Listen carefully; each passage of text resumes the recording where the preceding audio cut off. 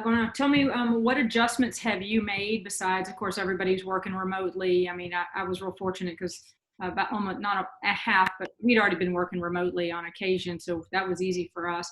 And I know everybody's probably working remotely. What other adjustments have you made based on the current circumstances in the market? Well, so about half of our team was working remotely prior to this. So we had about 400 working remotely. So it was kind of a flip of the switch to get the rest of the people. It wasn't very complicated. We still have some people that handle docs and stuff. So a small percentage of our people are still in the office. So really the communication piece we've changed. Another thing that's happened in the last week or two is just there's been kind of a lot of people have increased credit scores and going up to 640, 660, 680 credit score. Our decisions have been a little different than that. We feel like the employment is the kind of the key piece right now. Credit is important, but employment and continuous employment is really important.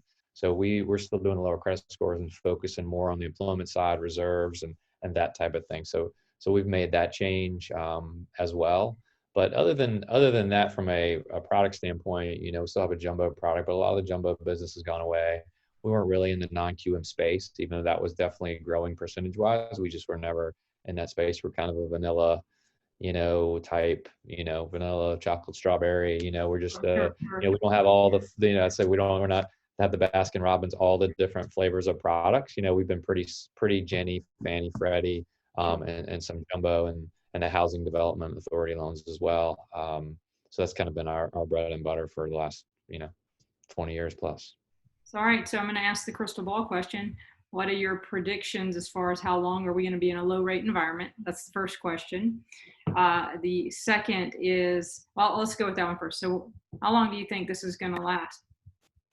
I mean, I think it's going to need to last. I'm really happy that the Fed listened to the NBA and others saying to back off, because backing off from that 50 billion to 15 billion, let's save that 35 billion when everyone gets through this big pipeline and rates, they need to drive rates down to increase demand. Let's use it there. And I think that they're prepared to do that. I mean, rates can go anywhere and it's hard to have that crystal ball. I don't see any indications that the Fed is not going to want to keep activity in this market. And, one of the things that I've really tried to explain as I've talked to people at the Fed and Congress people is that this industry is so important to the recovery. When people refinance, they get their, typically get their escrows back. They get, they get to skip a payment. They're lowering their monthly payment. So they're getting a free month of payment without the federal government having to supply that. So it's a huge injection into the economy. And so I think people are starting to listen to that. So I see rates, I think it's, I don't see anything that can make rates go up significantly, but it's, I wouldn't have told you we would be where we were 6 weeks ago either. So we're just trying to plan as best we can. And, we're just telling our team, hey, we're trying to be as transparent as we can with you. We're trying to give you as many updates. But, this business used to be, change a lot, but this is an hourly changing business right now. You're getting new guidelines, multiple times a day, and we're just trying to manage that, and I always tell my people, I only have two jobs as the CEO of this company. One is to protect the company, and two is to keep our people happy. And right now, there's probably a bigger slant in, protecting the company right now, because not every decision that we make to protect the company is going to keep everyone happy. So.